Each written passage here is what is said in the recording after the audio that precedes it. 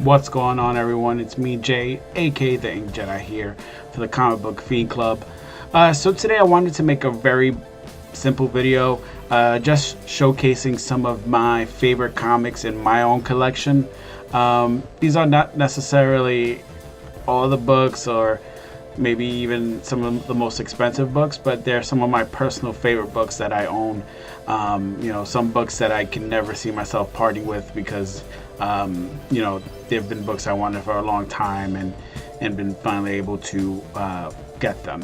So I really hope you guys enjoyed the video, and let's get to it.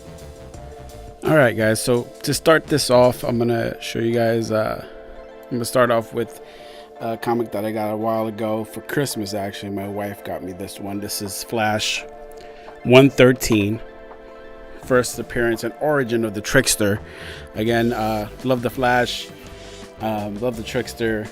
One of my favorite books I have, just because my wife knows how much I love the Flash. So very happy to own this particular book right here. Next is Wolverine Origins number 28.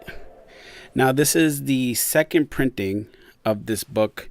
Saw it at a shop one day, really liked the art, so decided to pick this up. And again, beautiful cover, dope, second printing, nice variant, so in the collection. This one right here I passed up on originally. Then it was actually at a shop that my wife went to, and I said, hey, can you just pick this up? I really want this book. This right here is Teen Titans 20. This is the variant of this book, and it's also the first appearance of Crush, who is the daughter of Loki. Again, badass cover, cool character, and awesome variant. Next book is I picked this one up actually while I was leaving Baltimore Comic-Con in 2018. It was the last day. My wife was kind of tired. I said, hey, sit down, I'm gonna do a final lap, see what I could pick up and get. So with that said, this is DC Comics Presents number 26. This right here is the it's the first appearance of Cyborg, Raven, and Star Sapphire. Again, really dope book. Really enjoyed Teen Titans, the series on the DC network. Definitely, if you haven't watched it, check it out. Great book to have in the collection. Love George Perez, and so I picked this one up on the way out for a pretty good deal, and that's it. This one, not the most expensive book in the world, but again, personal favorite from my childhood, Thundercats number 1. This was like in a short like $5 bin box at Baltimore, so I picked this one up too. No, not Baltimore, sorry, this was at East Coast Comic-Con, I believe. I picked this one up, and love this book. Loved Thundercats growing up as a kid. Would come home after school and turn it on. So cool book to own. All right, next book. Now this book is a club variant that came out back in 2017, done by Counterpoint Comics. The cover was done. It has, well, I'll just let the book speak for itself. It's Walking Deadpool, covered by Murat Michaels, signed by him and Brian Sharp, I believe his name is. This is our Comic Book Fiend Club edition. I believe this was our first club variant. We do have other ones that we came out with this year. Just a badass cover. Glad to get this one signed and CGC'd. I bought this, believe it or not, this was a buy off of eBay. Someone actually was selling it off, and I made them a real low ball offer. I guess they took it, so now it's back in the club. So very cool book to have, to own, you know, for someone to say, hey, look, our club got our own variant. I think it's a pretty special thing. Definitely.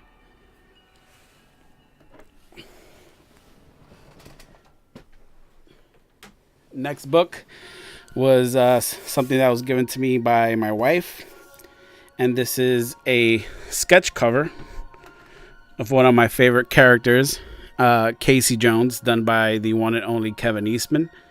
I mean, this book speaks for itself. I mean, very happy to own a some original art by Kevin Eastman. This awesome sketch cover here came back in '98, which is cool, and you know, this is mine.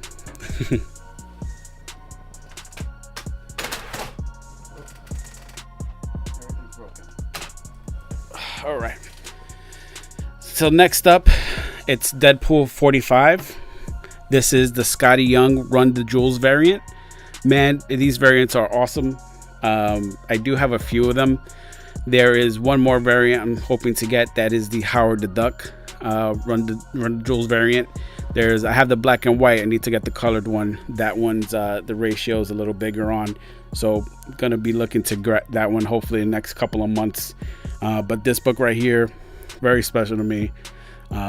Love the art, so simple, badass cover. So you know, this was a gift as well by my comic book fiend club brother, the Boogeyman 718. So really cherish this book, and glad it's in my home now. All right. So this book is actually a book that I received yesterday in the mail. Been looking for quite a while. This is Green Lantern 55. This is a variant cover. Lobo looking pretty badass. And I mean, such a great cover. Glad I finally have it in my collection. One of my favorite, you know, books to own. I mean, like I said, I think I spent like 2 or 3 months trying to find this book for a good deal, and I finally found a guy that was willing to let it go for a decent price, and I pulled the trigger on it. You know, sometimes patience pays off, man. The market, sometimes the prices just people throw up, you know, are so high that it's not even it's not even worth the time to just buy that particular book. If you feel it's overpriced, just wait and the right deal will come along. And so that's what I did here. So very proud to own this book. Badass book for sure. In 2017, really like this artist's work. This right here is a blank for Batman Adventures, the New Turtle Adventures. Casey Jones hitting Krang with a cricket bat. I told Ben Bishop exactly what I wanted, and he delivered this awesome piece for a great price. Such a talented artist. Hoping to get something else done by him one day. Great work.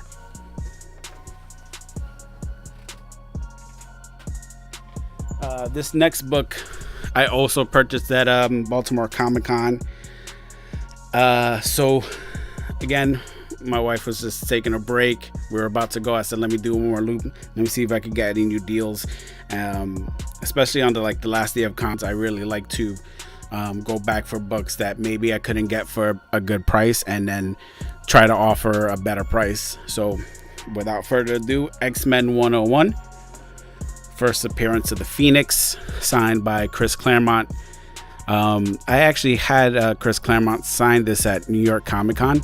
I went really early on a Sunday and ran over to his table. He was eating a breakfast sandwich. I said, "Nah, go ahead, finish your food, sir." He's like, "No, come on, let's you know, let me sign that book for you." We took a nice picture, and now, you know, this is one that will stay in the collection, you know.